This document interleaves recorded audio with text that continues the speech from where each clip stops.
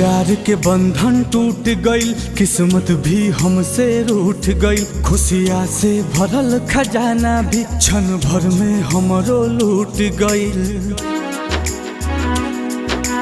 हो ई प्यार के बंधन टूट गइल, किस्मत भी हमसे रूठ गइल। खुशियाँ से भरल खजाना भी क्षण भर में हमरो लूट गइल। कतनो खोजे नहीं लागो ता पता, जा रे जा ए हवा, जाने के जाके बता। जा रे जा ए हवा, जान के जाके बता।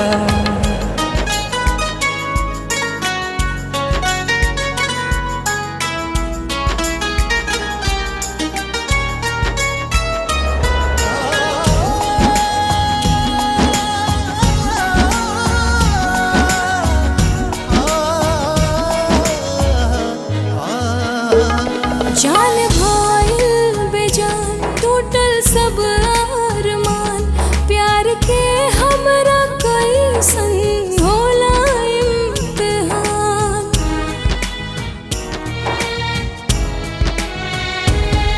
एक पल नहीं दूरी सहल जाता हो, जान के बिना नहीं रहल जाता हो, जान के बिना नहीं रहल जाता हो।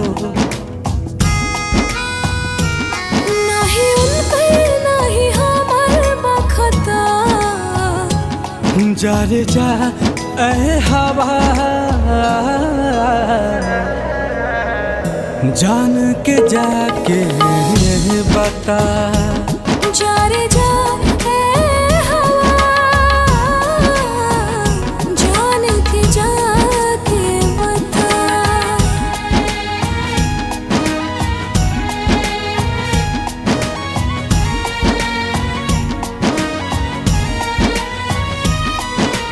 पानी मछली जैसे तड़पे देखो ना दीवाना, दीवानी कहवा बाड़ी नहीं लागे लाठी खाना। जिंदगी भइल जहर ऐसन आयल कहल, दवा दुआ भी नहीं करत बा असर।